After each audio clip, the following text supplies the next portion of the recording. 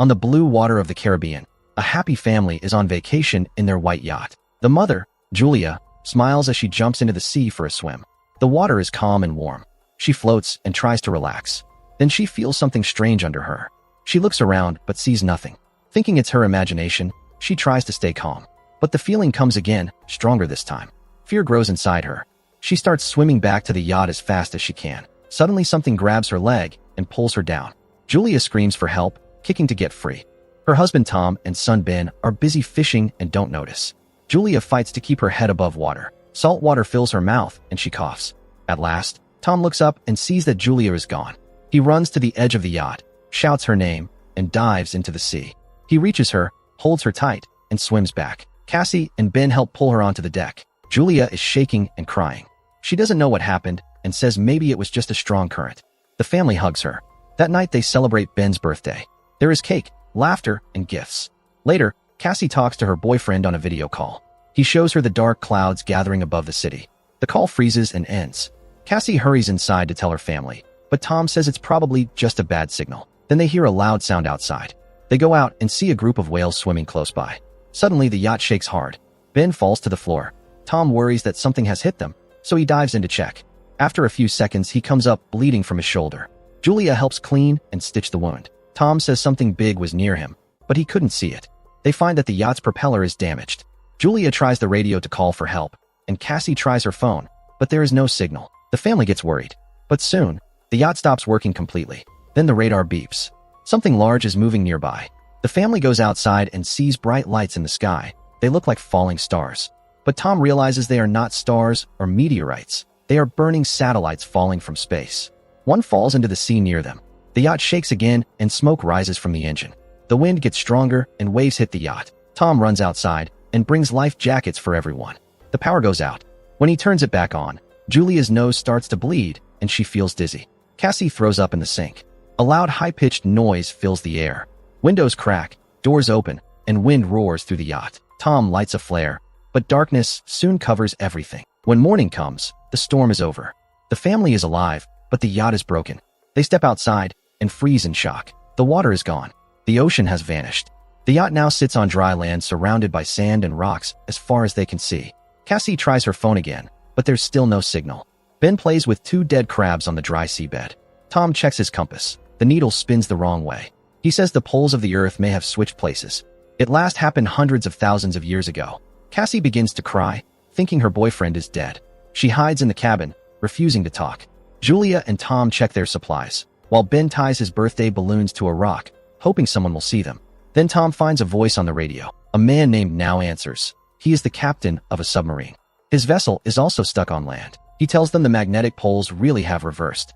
Because of that, the ocean water has pulled back and drowned many cities. He believes the poles will flip again soon, and the sea will return in about a week. He warns them that when it happens, it will be violent. He offers to save their children. His submarine has room for 3 people. Julia and Tom agree to send their kids.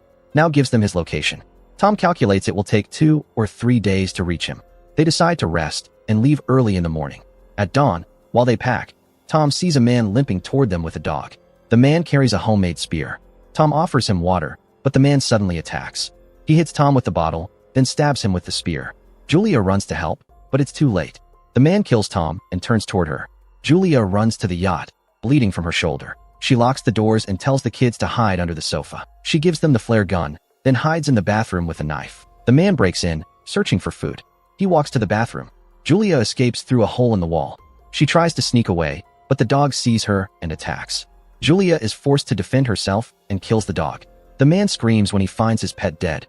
Julia climbs back inside through a broken window, but the man finds her again. They fight. He hits her and tries to choke her.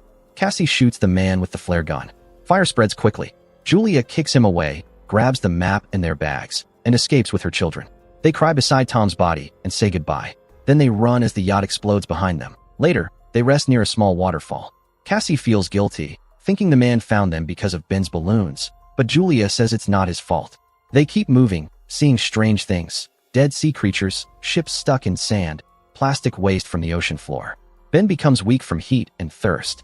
When Julia checks their bottle, it's almost empty. She yells at Cassie for not closing it tightly. Cassie shouts back that it doesn't matter. They won't survive anyway. Julia holds back tears and tells them to keep going. They find a crashed airplane and decide to sleep inside.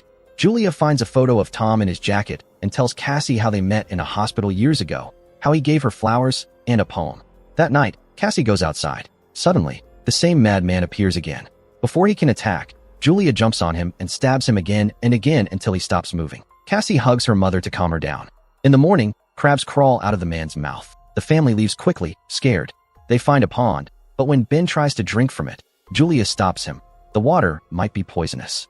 They walk under the burning sun and finally find old chairs to make a small shelter. Julia gives Ben medicine and they rest. At dawn, Julia hears a strange sound. She looks out and sees a wave of crabs coming toward them. She wakes her kids and they run. Ahead, they see a big cargo ship stuck in sand. They climb toward it and see 3 sailors still alive. The woman wants to help them, but the men refuse. They hide inside a container and lock the door. The crabs reach the ship. Julia helps her kids climb to the top. Crabs pinch her leg, but she pulls free. Some crabs crawl inside the container. The sailors shoot their guns, but there are too many. Soon, the crabs kill them all. Julia bandages her wound and passes out. When she wakes, there's a sandstorm. Her kids are gone. She screams until Cassie appears, saying they went to look for help. They find Ben near an open container and hide inside until the storm ends. Afterward, they find bottles of water and a radio. Julia calls Captain Now and tells him she lost the map. He says he's been attacked by strange sea creatures that came from deep underwater. The low oxygen made them mad.